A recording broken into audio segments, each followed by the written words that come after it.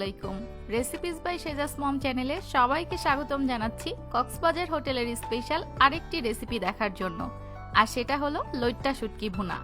আমার ইউটিউব চ্যানেলে কক্সবাজার হোটেলের স্পেশাল ভর্তাগুলোর আরও বেশ কিছু রেসিপি রয়েছে, তবে আমার কাছে অনেক দিন থেকে রিকোয়েস্ট আসছিল কক্সবাজার হোটেলের স্পেশাল এই লইট্টা শুটকি রেসিপিটি করে দেখানোর জন্য। আজকের রেসিপি সেই স্পেশাল লইট্টা শুটকি ভুনা। আজকের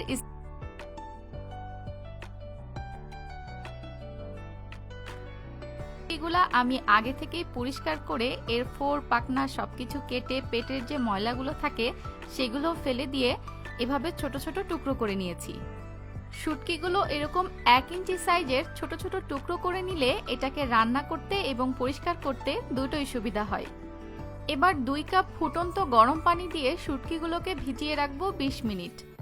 এভাবে কিছুক্ষণ গরম পানি দিয়ে ভিজিয়ে রাখলে শুটকির গায়ে থাকা ময়লাগুলো পরিষ্কার করতে সুবিধা হয়, আর সেই সাথে শুটকিগুলো অনেক নরম হয়ে যায়, যার ফলে রান্নাও হয়ে যায় খুব দ্রুত।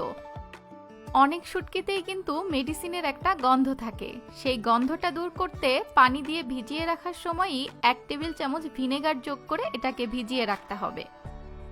প্রায় 20 মিনিট শুটকিগুলোকে ভিজিয়ে রাখার পরে এভাবে আলতো করে নেড়েচেড়ে শুটকিগুলোকে পানি পরিবর্তন করে কয়েকবার ধুয়ে নিতে হবে, যতক্ষণ না পর্যন্ত আপনার কাছে মনে হচ্ছে শুটকিগুলা পরিষ্কার হয়ে গেছে এবং এটা থেকে সাদা পানি বের হচ্ছে।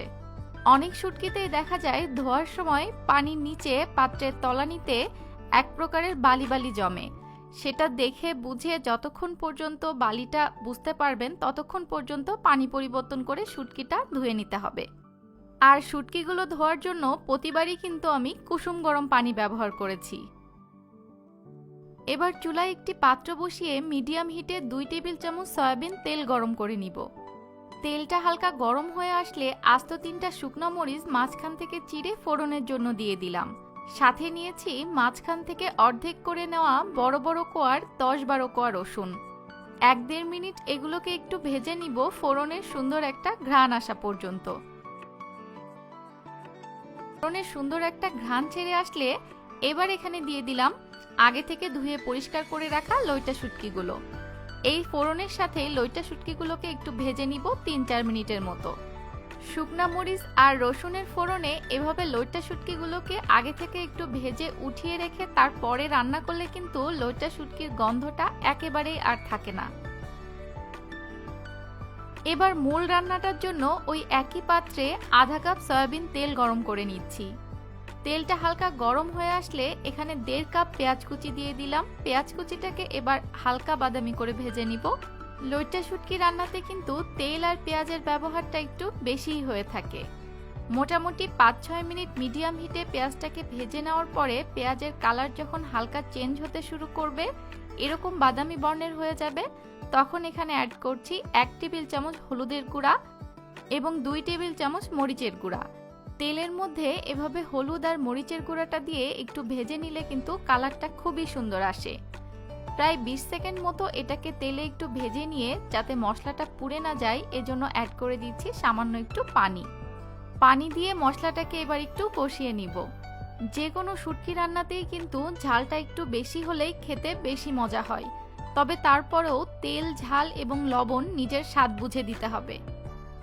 এবার এখানে দিয়ে দিচ্ছি 1/2 টেবিল চামচ ধনিয়ার গুঁড়া, 1/2 টেবিল চামচ আদা বাটা এবং 1 টেবিল চামচ রসুন বাটা। চুলার জালটা মিডিয়াম লোতে রেখে সব মশলাগুলোকে একসাথে ভালো করে 4-5 মিনিট কষিয়ে নিতে হবে। এবার স্বাদমতো কিছুটা লবণ আর সাথে আরও কিছুটা পানি দিয়ে দ্বিতীয়বারের মতো এই মশলাটাকে আবারও একটু কষিয়ে নিব। মোট কথা শুটকি রান্না করতে কিন্তু সময় বেশি লাগে না, তাই এই মশলাটাকে আগে থেকেই খুব ভালো মতো কষিয়ে নিতে হবে।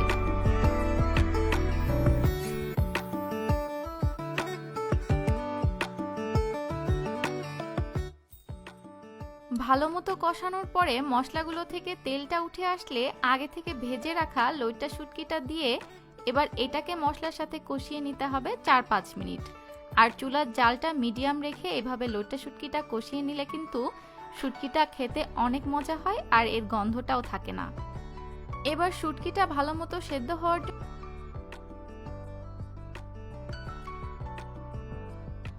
হিটে রান্না করব 15 মিনিট মতো। শুটকি রান্নাটা কিন্তু এখন প্রায় শেষ, আর এরই মাঝে যাতে নিচ থেকে লেগে না যায় এজন্য আমি ঢাকনাটা খুলে 2-3 বার নেড়ে দিয়েছিলাম। লইটা শুটকিগুলোকে এভাবে একটু খোঁচা দিয়ে কয়েকটা একটু ভর্তা করে দিতে পারেন, আর কয়েকটা একটু আস্তই থাক, এতে করেই কিন্তু খেতে বেশি ভালো লাগে। সুন্দর একটা ফ্লেভারের জন্য 5-6টা আস্ত কাঁচামরিচ দিয়ে একটু নাড়াচাড়া করে ঢাকনা দিয়ে চুলার জালটা লোতে রেখে এটাকে রান্না করব আরও 5 মিনিট। কক্সবাজার হোটেলের স্পেশাল লইটা শুটকি ভুনা কিন্তু এখন একেবারে তৈরি। আর এই পর্যায়ে যদি কিছুটা পানি থেকে যায় তাহলে চুলার জালটা একটু বাড়িয়ে এভাবে নেড়েচেড়ে পানিটা একটু শুকিয়ে নিতে হবে। শুটকি প্রেমীদের কাছে কিন্তু গরম গরম সাদা ভাতের সাথে এই লইটা খেতে অসাধারণ লাগে। তবে যারা শুটকি পছন্দ করেন না খেতে গন্ধের ভয়ে, তাদের কাছেও রিকোয়েস্ট থাকবে আমার এই রেসিপিটি ফলো করে স্পেশাল এই লইটা শুটকি ভুনা রেসিপিটি তৈরি করে খেয়ে দেখবেন। আশা করি আপনাদের কাছেও ভালো লাগবে। আজকের রেসিপিটি কেমন লাগলো অবশ্যই আমাকে কমেন্টস করে জানাবেন, আর ভালো লাগলে একটি লাইক দিবেন, কারণ আপনাদের লাইক এবং কমেন্টস আমাকে অনেক উৎসাহ দেয়। আজকে এখানেই বিদায় নিচ্ছি, ভালো থাকবেন সবাই, আল্লাহ হাফেজ।